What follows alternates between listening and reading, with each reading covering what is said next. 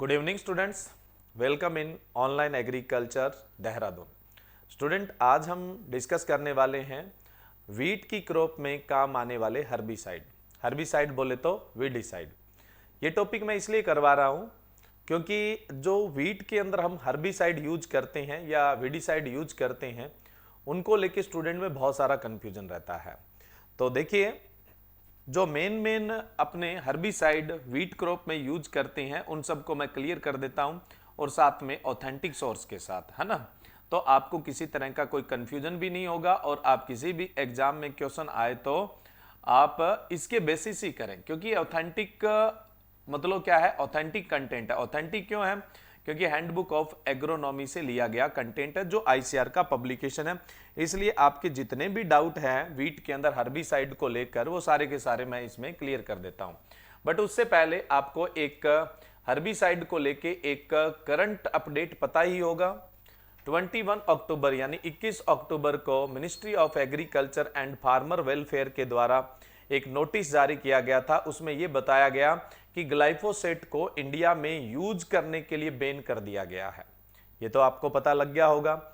ये भी आप लोगों को पता होगा कि कोई भी हर्बिसाइड है या कोई पेस्टिसाइड है उसका रजिस्ट्रेशन कौन करता है, उसकी मैन्युफैक्चरिंग का लाइसेंस कौन देता है, कोई भी पेस्टिसाइड इंपोर्ट करने के लिए लाइसेंस कौन देता है, स्टॉक करने के लिए लाइसेंस कौन देता है और सेल के लिए लाइसेंस कौन देता है। तो central insecticide board and registration committee, central insecticide board and registration committee देती है।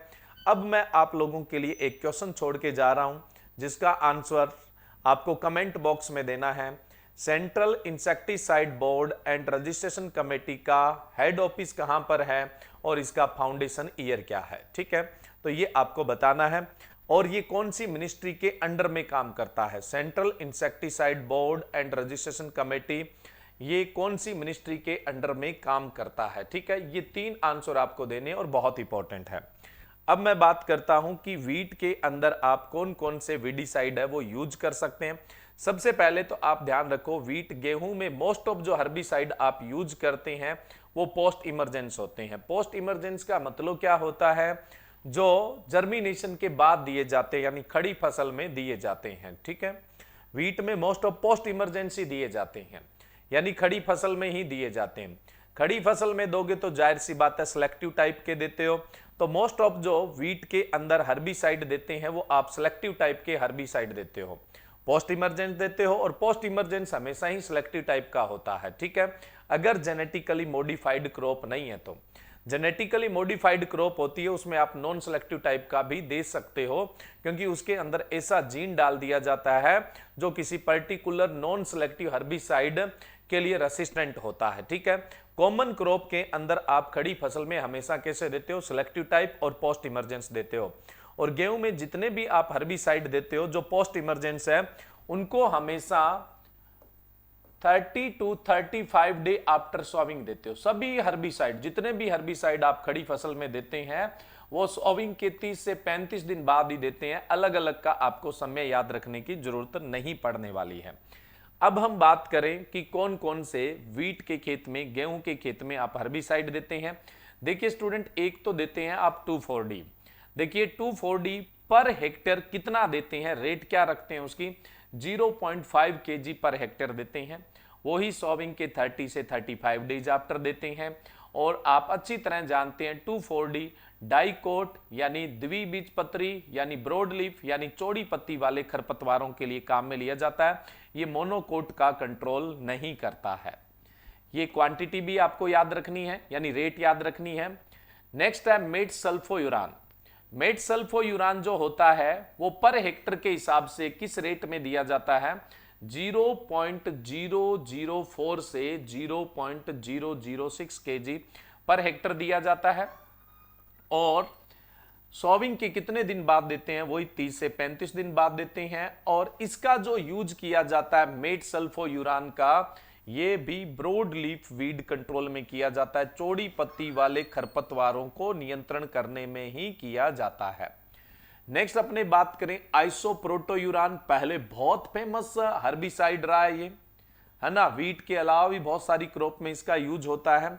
आइसोप्रोटोयूरान अब धीरे धीरे वीट में कम कर दिया गया है, क्योंकि इसकी जगह कौन लेने लग गया? लीडर बोले तो सल्फोयूरान लेने लग गया। आइसोप्रोटोयूरान है, ये पर हेक्टेयर 1 kg दिया जाता है और वही सॉविंग के 30 से 35 डेज आफ्टर दिया जाता है। और ये जनरली ब्रॉड लीफ और नेरो लीफ यानी मोनोकोट और डाइकोट यानी नेरो लीफ और ब्रॉड लीफ यानी एक बीजपत्री और द्विबीजपत्री दोनों ही खरपतवारों के नियंत्रण के लिए आइसोप्रोटोयूरान दिया जाता है। और ये सॉविंग के कितने दिन बाद देते हैं? 30 से 35 डेज आफ्टर देते हैं।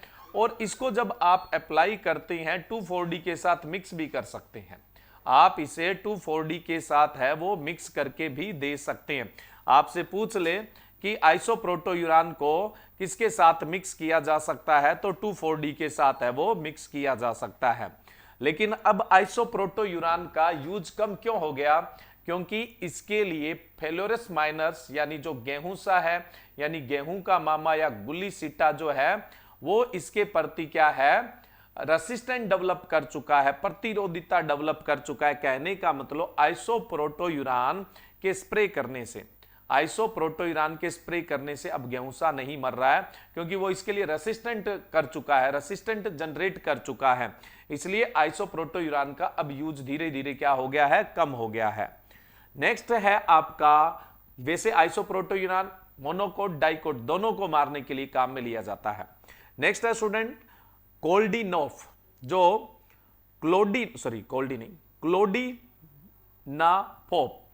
क्लोडीनाफोप जो है ये पर हेक्टेयर 0.06 kg काम में लेते हैं। कितना? 0.06 kg पर हेक्टेयर की रेट से लेते हैं। कौन सा? क्लोडीनाफोप 0.06 kg पर हेक्टेयर की दर से। ये भी पोस्ट इमरजेंसी है। ये सारे के सारे पोस्ट इमरजेंसी है। मोस्ट ऑफ जो हर्बिसाइड वीट में यूज होते हैं वो पोस्ट इमरजेंसी है, वो मैंने आपको शुरू में ही बताया था। जो खड़ी फसल में देते हैं, डे आफ्टर सॉविंग लिख रहे हैं, इसका मतलब क्या है? खड़ी फसल में ही आप दे रहे हो, तो ये भी पोस्ट इमरजेंसी है। सॉविंग के 30 से 35 डेज में अपने दे रहे हैं। ये जनरली स्टूडेंट मोनोकोट वीड के कंट्रोल के काम में लिया जाता है। Does not control broad leaf weed, यानी ये चौड़ी पत्ती वाले खरपतवारों को नियंत्रित नहीं करता है। ये सिर्फ मोनोकोट वीड को ही नियंत्रित करता है, यानी एक बीज पत्री को या पतली पत्ती वालों को ही क्या है? नियंत्रित करता है। आइसोप्रोटोयूरान की जगह ले गया अब सल्फोयूरान आजकल प्रचलित है, मार्केट में लीडर बन के आ रहा है, ये लीडर के नाम से आ रहा है। और इसका पर हेक्टर कितना यूज करते हो आप? 0.025 kg पर हेक्टेयर की रेट से इसको यूज किया जाता है। 0.025 kg पर हेक्टेयर की रेट से इसको यूज किया जा रहा है। यह भी पोस्ट इमरजेंसी है। सॉविंग के 30 से 35 डेज बाद आप इसे काम में ले रहे हो।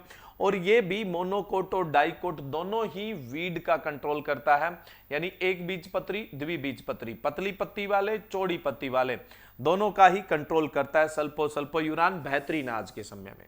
नेक्स्ट है फेनोक्साप्रोप जो है ये पर हेक्टर आप काम में लेते हो 0.12 किलो पर हेक्टेयर, और ये भी पोस्ट इमरजेंसी है। सॉविंग के 30 से 35 डेज आफ्टर आप इसको काम में लेते हैं।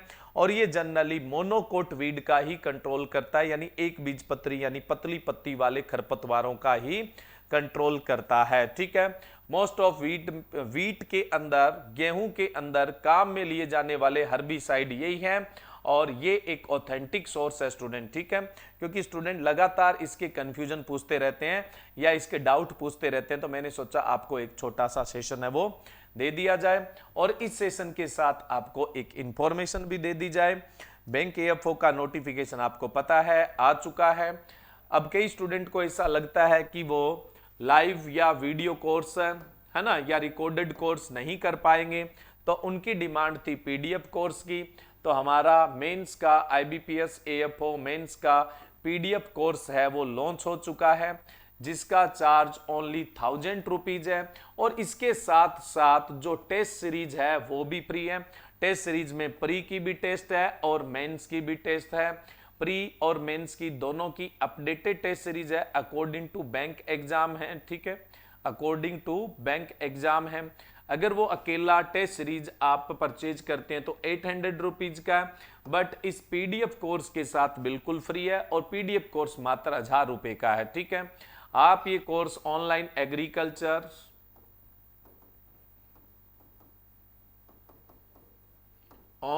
एग्रीकल्चर एप्लीकेशन से एक्सेस कर सकते हैं। ज्यादा इंफॉर्मेशन के लिए दिए गए नंबर पे आप कांटेक्ट कर सकते हैं। आपके एग्जाम पैटर्न के हिसाब से इस पे सारे के सारे पीडीएफ आपको मिलेंगे, प्लस ये टेस्ट सीरीज मिलेगी जिसमें प्री के भी टेस्ट होंगे और मेंस के भी आपके टेस्ट रहेंगे। सब्सक्रिप्शन आपका टिल एग्जाम तक रहेगा। सब्सक्रिप्शन आपका टिल एग्जाम तक रहेगा, जब तक एग्जाम का रिजल्ट आएगा तब तक। ठीक है, तो स्टूडेंट आज के सेशन में इतना ही, मिलते हैं नेक्स्ट सेशन में। Thank you.